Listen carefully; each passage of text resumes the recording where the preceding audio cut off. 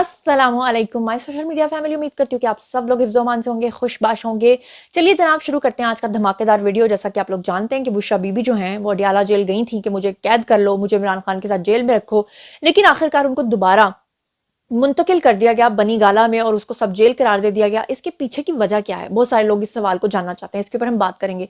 इसके अलावा पीटीआई ने अपने ही कारकुन को कत्ल करके सारा इल्जाम एस्टेब्लिशमेंट पे डाला है। रेहान नामी ये जो शख्स है ये कौन है और ये सारा मुद्दा क्या है, इसके ऊपर भी बात करेंगे। तीसरे नंबर पे आपको पता है कि बलूचिस्तान की तरफ से पाकिस्तानी फोर्सेस के ऊपर जो हमला किया गया था उसकी अब फर्दर डेवलपमेंट क्या हुई है और किस तरह से जहन्नुम हासिल किया है इन तमाम दहशतगर्दों को, उसके बारे में भी आपको अपडेट करूंगी।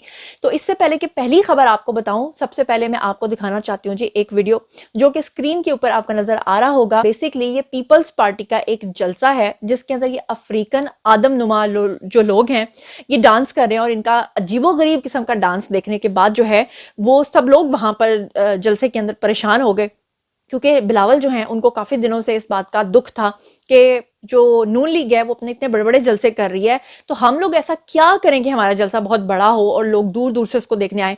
तो उन्होंने शायद सोचा कि अफ्रीकन आदम नुमा ये जो लोग हैं इनसे डांस करवाया जाएगा तो शायद सब कुछ ठीक हो जाएगा, लेकिन फिर भी ऐसा नहीं हो सका, बल्कि उल्टा लोग खौफ खा के वहां से भाग गए। चलिए जनाब शुरू करते हैं पहली खबर से। तो इस वक्त इमरान खान की कुछ पिक्चर्स जो हैं बहुत ज्यादा वायरल हो रही हैं, जिनके बारे में मुबैना तौर पर यह दावा किया जा रहा है कि इमरान खान जो हैं उनकी बहन अलीमा खान ने भी कहा है कि कुरान पाक पढ़ते हैं जी वो जेल के अंदर। लेकिन सवाल ये है कि अभी तक अलीमा आंटी ने ये नहीं बताया कि जो कुरान पाक वो जेल के अंदर पढ़ रहे हैं वो कादियानी वर्जन है या मुसलमानों का, क्योंकि कादियानियत वाले जो लोग हैं इन्होंने तो पूरे पाकिस्तान के अंदर तर्जुमा तब्दील करके कुरान पाक बांटे थे और ये सब कुछ इमरान खान के दौरे हुकूमत में हुआ था और बाद में उनके खिलाफ एक्शन लिया गया था। और इमरान खान तो अपने मुंह से कहते हैं कि मैं उस इंसान को जो आखिरी नबी नहीं मानता या उस पर नबूवत पे यकीन नहीं रखता तो मैं उसको भी मुसलमान मानता हूं। तो सवाल ये है कि जो अलीमा आंटी हैं उनको इस बात का जवाब जरूर देना चाहिए। बहरहाल ये दीन का मामला जो है हर एक का पर्सनल होता है, तो हम ज्यादा इसके ऊपर कोई ऐसी बात नहीं करते।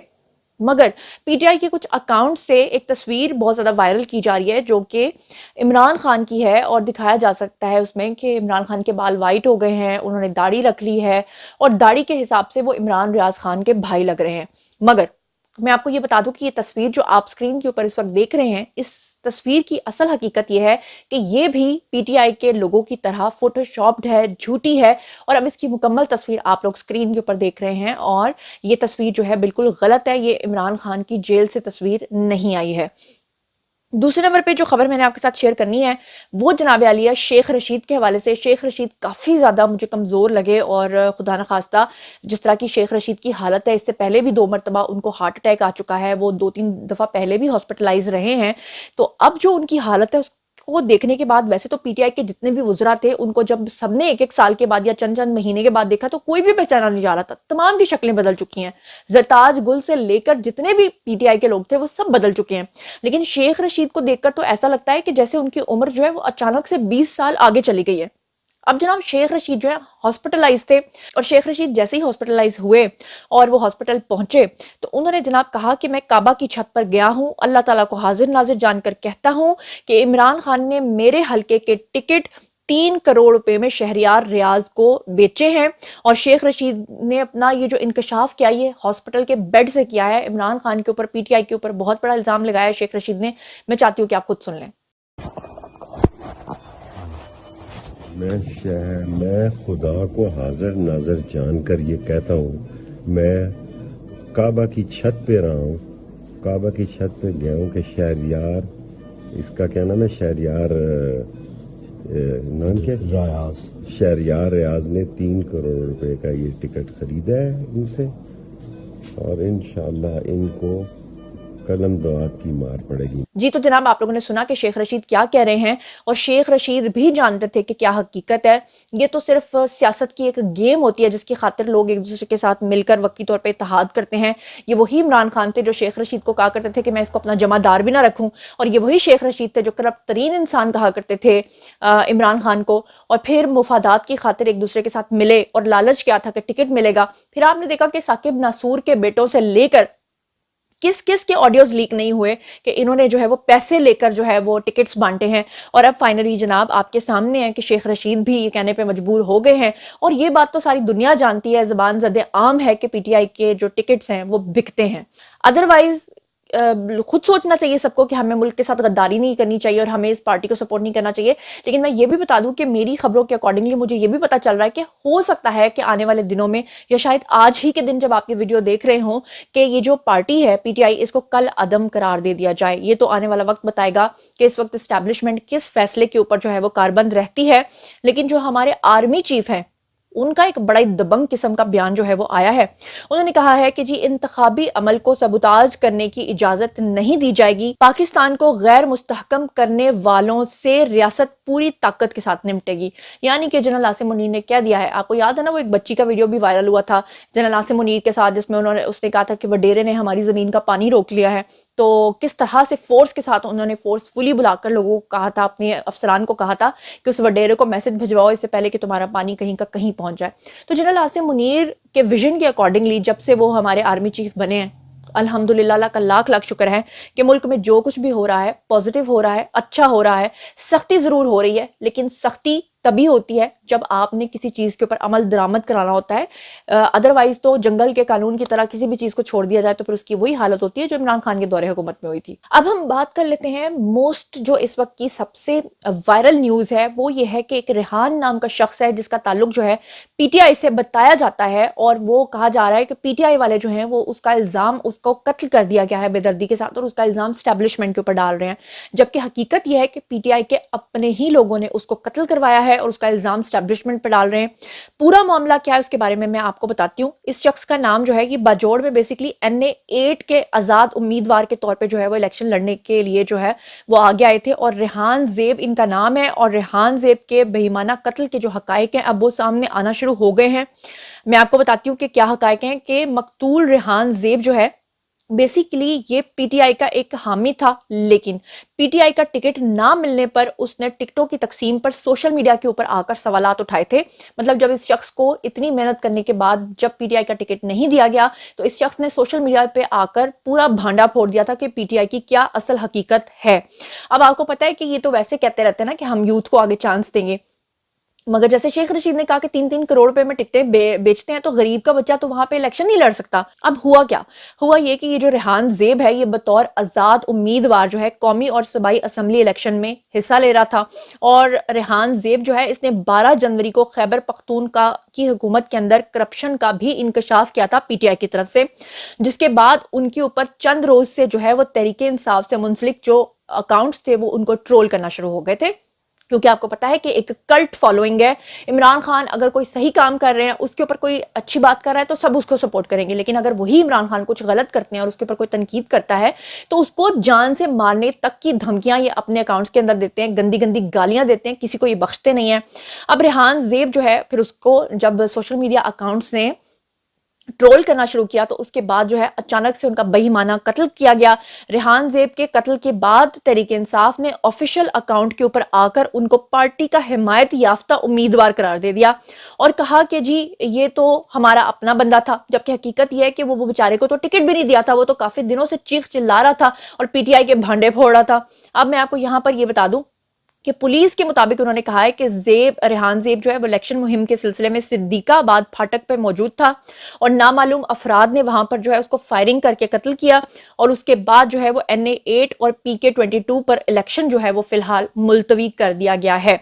यहां मैं आपको सबूत के साथ दिखा देती हूँ। इस वक्त आपके सामने पीटीआई का ऑफिशियल अकाउंट है। उन्होंने लिखा कि बाजौड़ से कौमी असम्बली के लिए उम्मीदवार रेहान ज़ेब नामालूम अफराद की फायरिंग से जाँ बहक हो गया।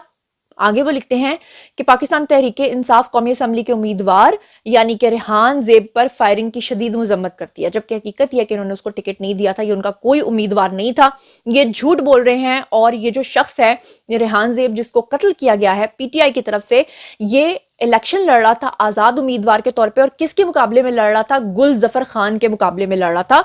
और यहां पर मैं आपको ये भी बता दूं कि इस शख्स ने अपना एक جو ہے وہ ٹویٹ کیا تھا، جو اس وقت اسکرین کے اوپر آپ کو نظر آ رہا ہے 12/1/2024 کو. یہ لکھتا ہے کہ باجوڑ کی 5 ٹکٹ صرف 2 خاندانوں میں تقسیم ہو گئی ہیں، جو کسی بھی صورت میرے قائد کا فیصلہ نہیں ہو سکتا. شاید میرے پاس پیسہ نہیں، لیکن لگن اور محنت ضرور ہے، جس کا مقابلہ 2 خاندانوں کے ساتھ تو کیا دنیا کی کوئی طاقت بھی اسے نہیں ہٹا سکتی. یہ وقت ثابت کرے گا کہ کون تاریخ کی صحیح سمت میں کھڑا تھا. تو اس نے یہ بات ثابت کر دی ہے کہ پی ٹی آئی پیسے لے کر فروخت کرتی ہے ٹکٹیں. آپ نے ثاقب ناصور کے بیٹوں کی آڈیوز سنی، آپ نے بشرا بی بی کی آڈیوز سنی، آپ نے تمام سکینڈل سنے، اب شیخ رشید کی بات بھی آپ نے سن لی، اور اب قتل ہونے والے شخص کی بات بھی آپ نے سن لی. لیکن پی ٹی آئی اس کے قتل کے اوپر بھی پروپیگنڈا کر کے اس کو اسٹیبلشمنٹ کے اوپر ڈال رہی ہے. شیم آن دم. بات کر لیتے ہیں جی پرویز الہی کی. پرویز الہی جو ہیں ان کو جو انتخابی نشان الاٹ کیا گیا ہے وہ ہے جی گدا گاڑی. اب وہ اس بات پہ بڑے پریشان ہیں کہ ان کے علاقے کے اندر کوئی گدا گاڑی لے کے پھرے اور کہے کہ گدا گاڑی کو ووٹ دو. لہٰذا انہوں نے اپنی ایک اپیل کی تھی جس میں انہوں نے کہا تھا کہ ان کو مور کا نشان جو ہے نا وہ الاٹ کیا جائے، تاکہ کم از کم ان کے کارکن جو ہے نا وہ مور بن کے، تو وہ کہتے ہیں نا پنکھ ہوتے تو اڑ جاتی رے، پتہ نہیں کون سا وہ بالما، تو وہ کہتے ہیں مور کا نشان الاٹ کیا جائے.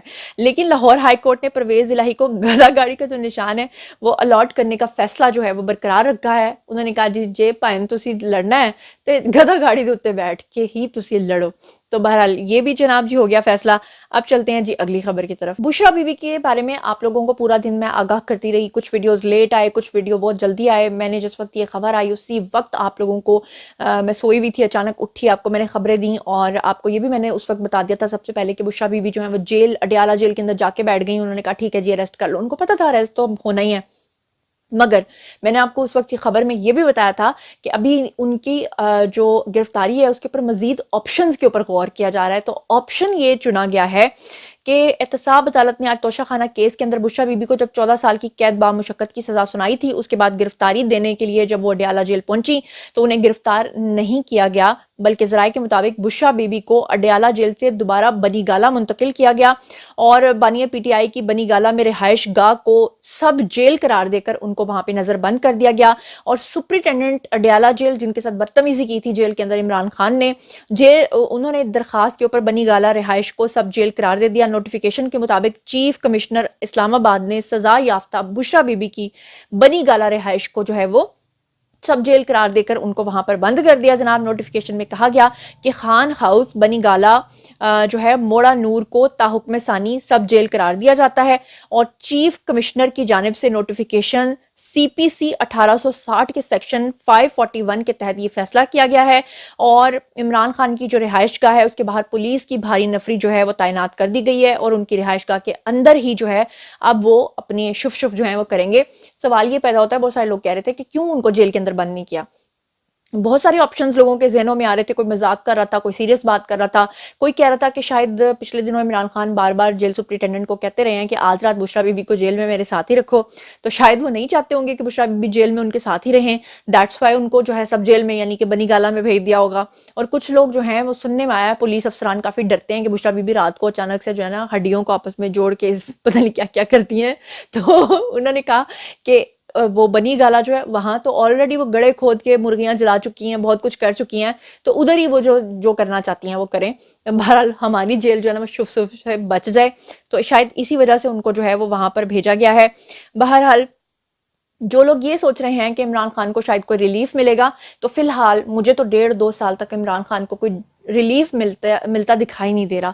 بہرحال چلتے ہیں جی اگلی خبر کی طرف. تو آپ لوگ جانتے ہیں کہ پاکستان میں بلوچستان کی طرف سے حملہ کیا گیا تھا، اور اس کی جو آگے فردر ڈیولپمنٹ ہوئی ہے اس کے بارے میں آپ کو بتا دیتی ہوں کہ مچ کا علاقہ تھا، وہاں پہ سیکیورٹی فورسز نے کلیئرنس آپریشن جو ہے وہ شروع کیا ہوا تھا، جس میں اب تک کلیئرنس آپریشن کے اندر 12 دہشت گردوں کو مزید ہماری پاک فوج نے جو ہے وہ جہنم حاصل کر دیا ہے.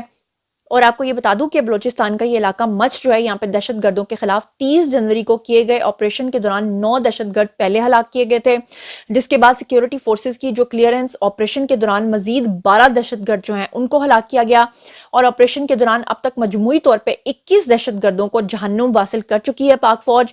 اور آپ کو بتاؤں کہ اللہ کا لاکھ لاکھ شکر ہے کہ بہت بڑا انہوں نے پلان کیا ہوا تھا. خاص طور پہ وہ جو ایک خاتون آئی ہوئی تھی جس نے یہاں کے اسلام آباد میں دھرنا دیا ہوا تھا، اور وہ یہاں سے گئی، اور اس کے بعد آپ نے دیکھا کس طرح سے ایران نے پاکستان کے اوپر حملہ کیا.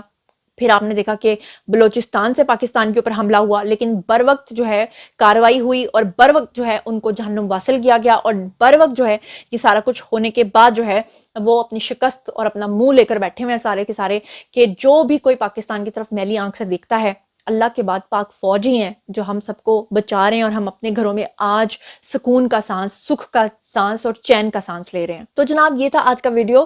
اب باری ہے جی آپ لوگوں کی. آئیے کامنٹ سیکشن میں بتائیے کہ ان تمام خبروں کے بارے میں آپ کیا سوچتے سمجھتے ہیں.